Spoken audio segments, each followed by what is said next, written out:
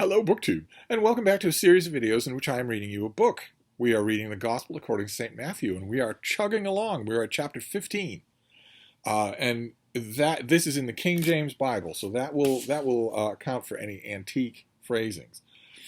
So this is chapter 15.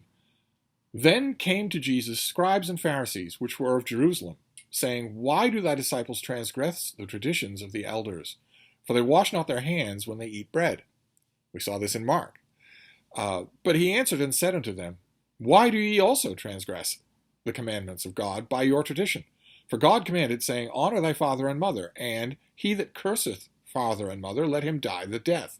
But ye say, Whosoever shall pay to his father or mother, it is a gift, and by whatsoever thou mightest be profited by me, and honor not his father and his mother, he shall be free. Basically, he's referring to them as money-grubbing televangelists. Thus have ye made the commandments of God of none effect by your tradition. Ye hypocrites, well did Isaiah prophesy of you, saying, This people draweth nigh unto me with their mouth, and honoureth me with their lips, but their heart is far from me. But in vain they do worship me, teaching the doctrines, the commandments of men. That is not a prophecy. It's just a vague utterance.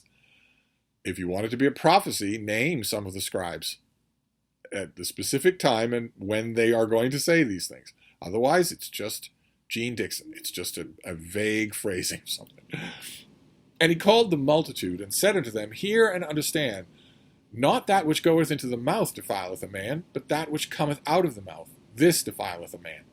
Then came his disciples and said unto him, Knowest thou that the Pharisees were offended after they heard this saying?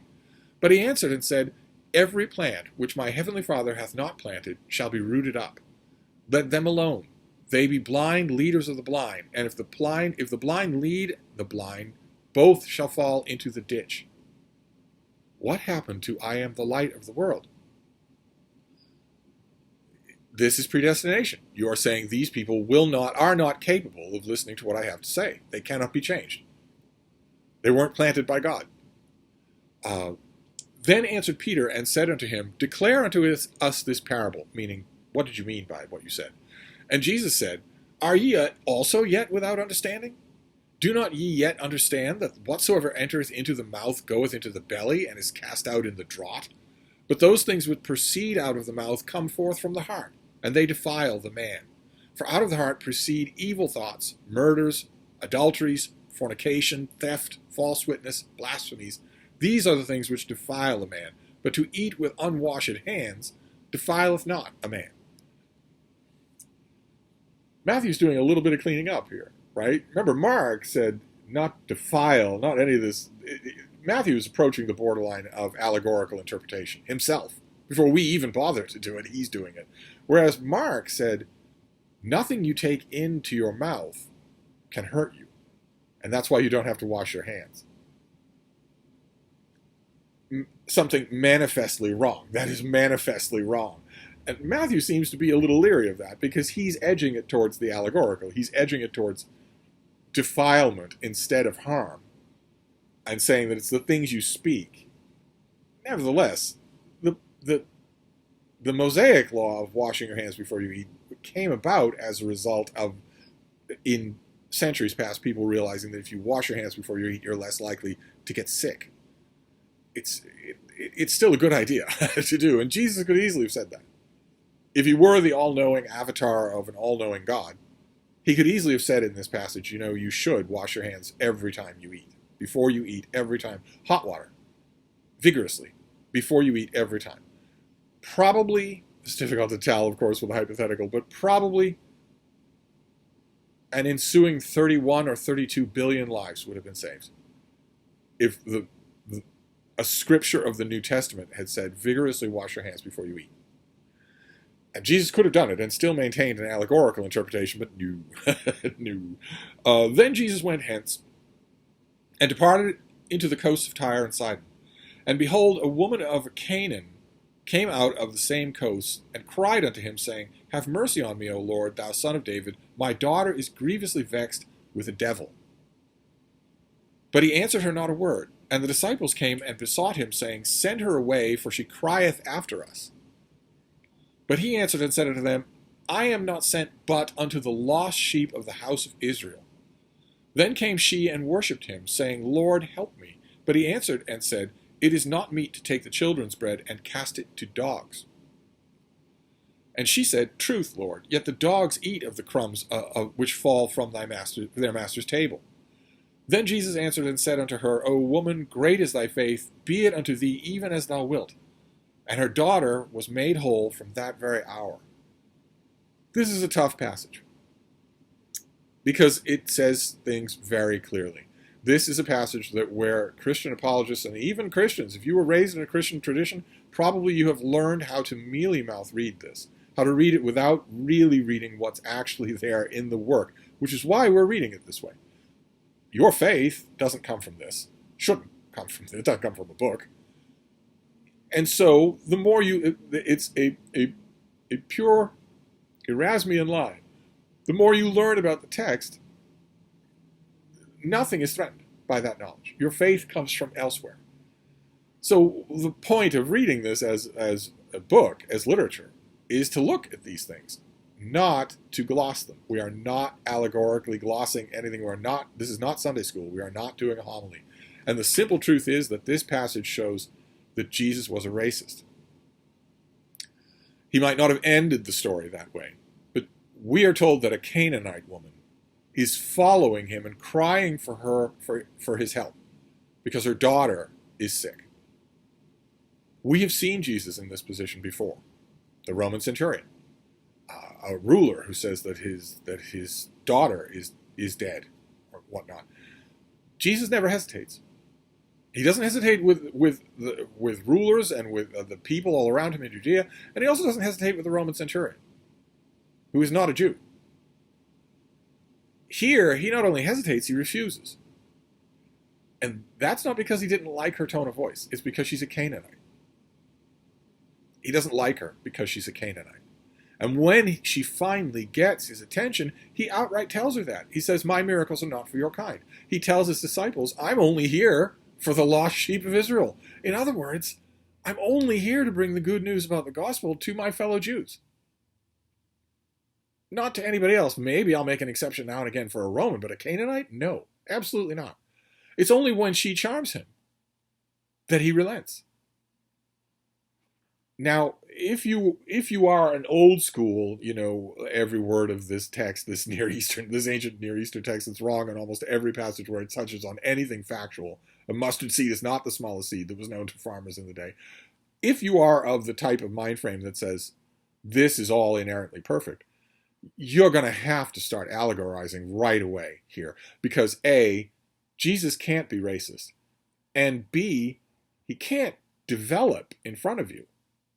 It looks like he's having a moment here. It looks like he is engaging in the normal Israelite disdainful contempt for Canaanites until she makes him realize that she's human. And then that changes his mind. That's interesting, but that can't happen. The Jesus that those kinds of Bible-beating Christians worship can't change in that way. So you're stuck. If those of you I know that this read along that we're doing a lot of Christians are watching this read along. I'm incredibly honored by that. People email me all the time and make sure to profess what warms my heart, which is that you don't feel attacked at all. You shouldn't. I'm not attacking your faith. I couldn't attack your faith. I can't even get near it. We're looking at these documents because I think we can all agree, whether you're an atheist like myself or a believing Christian like so many of you are who are watching this series, I think we can all agree that most Christians don't ever acquaint themselves with the documents that are the basis of their whole faith. Surely that's bad. This is a fascinating passage. What is going on here? He is ignoring her. She's following him, begging for help. No one has to do that. Everyone who follows him and begs for help, whether it's blind men climbing a tree or being led into him or whatever, anyone who begs for help, he gives it. But not here. Not because she's beyond his power, he can raise people from the dead, but because she's an ethnic group he was taught to hate. But anyway, we're almost done here. Let's move on. And Jesus departed from thence, and came nigh unto the Sea of Galilee, and went up into the mountain, and sat there. And great multitudes came unto him, having with them those that were lame, blind, dumb, maimed, and many others, and cast them down at Jesus' feet, and he healed them. Inasmuch as that the multitude wondered when they saw the dumb speak, and the maimed to be whole, and the lame to walk, and the blind to see, and they glorified the God of Israel. Then Jesus called his disciples unto him, and said, I have compassion on the multitude, because they continue with me now 3 days, and have nothing to eat. I will not send them away fasting, lest they faint in the way. And his disciples say unto him, Whence should we have so much bread in the wilderness, as to fill so great a multitude? And Jesus saith unto them, How many loaves have ye? And they said, 7, and a few little fishes. And he commanded the multitude to sit down on the ground. And he took the 7 loaves and the fishes, and gave thanks, and brake them, and gave them to his disciples, and the disciples to the multitude. And they did all eat, and were filled. And they took up of the broken meat that was left 7 baskets full. And they that did eat were 4,000 men, besides women and children. And he sent away the multitude, and took ship, and came into the coasts of Magdala. So that ends this chapter, and it ends on a very familiar note. We saw the same thing not only in Mark a couple of times, but already once in Matthew, which, on one level would make sense. One of the reasons that Jesus is drawing these huge crowds is because he's doing something for them. Let's be honest about that. That's why everyone's bringing all their maimed and deformed people from all around, because he might heal them, and he does. But he also feeds them. You're wandering around with him, far away from villages, far away from anything, and also food and fish and whatnot cost money. All of a sudden, you can eat your full. The reason that Mark and now Matthew mention that is because at the time, eating your full would have been rare for the ordinary people, the ordinary folk of the pan and grabbing who are walking all around here in Judea. Eating your full would have been rare. So it's understandable that Jesus would do this more than once. What's not understandable is that Matthew follows the weird pattern laid down in Mark of the disciples not even seeming to realize it. That's already happened to them just days ago. Why don't they realize? Why don't they say, hey, can you do this again?